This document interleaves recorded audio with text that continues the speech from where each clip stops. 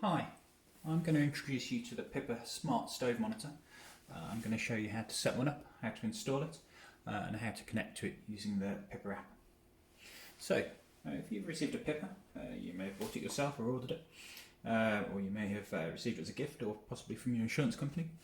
You might be wondering what it does. Well, Pippa is a little device and it sticks to the wall of your stove and it monitors your stove.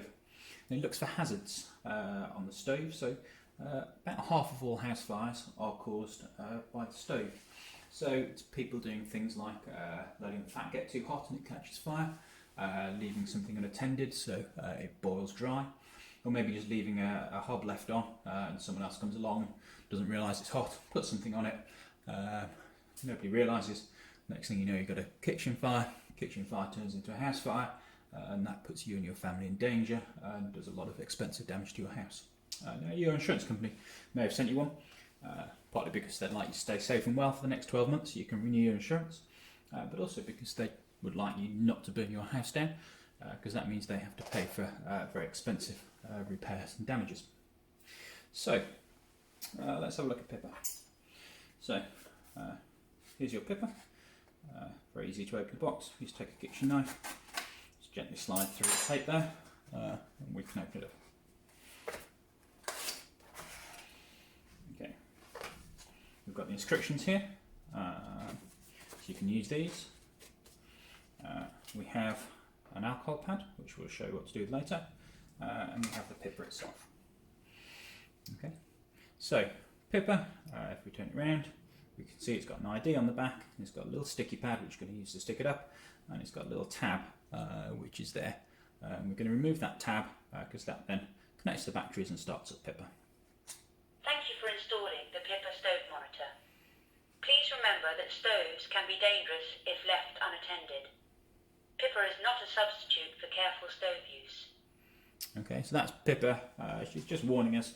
Just because you fitted a Pippa onto your stove doesn't mean you can then go off and leave that stove unattended. As we mentioned earlier, stoves can be very dangerous. So let's look at how we're going to install the Pippa.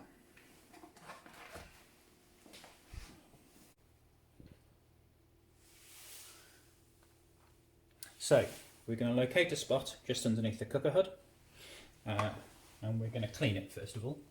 So I've just got a little bit of damp tissue here, a bit of cleaning fluid on it, and we're just going to wipe that off.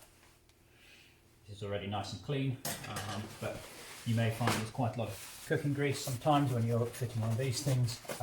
If you do a lot of cooking, it's not unusual for the back of your stove to get quite dirty and greasy, and we want to remove all that grease, because if that's greasy then the Pippa won't stick, and if the Pippa doesn't stick it may fall off and land in your stove, which in itself could be dangerous.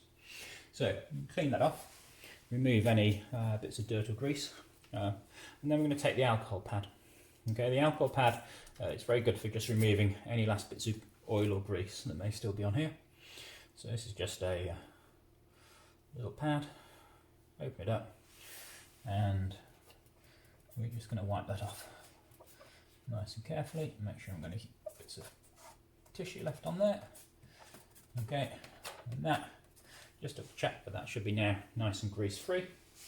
And then I'm just going to take another piece of tissue and I'm just going to make sure that that's nice and dry.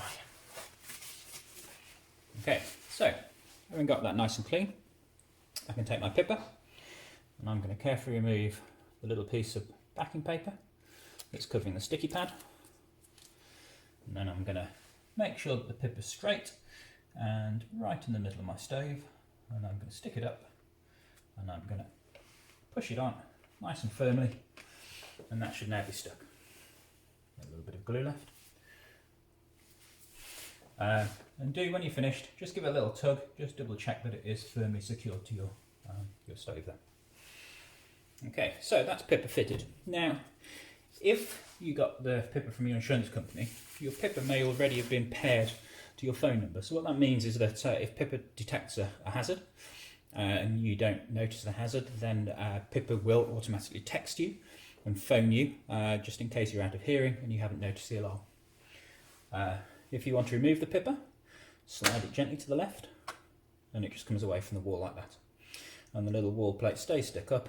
If you do want to get rid of the wall plate for any reason, simply take a kitchen knife and just gently pry it off. You may find there'll be a little bit of glue left on the back there, but you can just clean that off with a knife or with a kitchen scouring pad.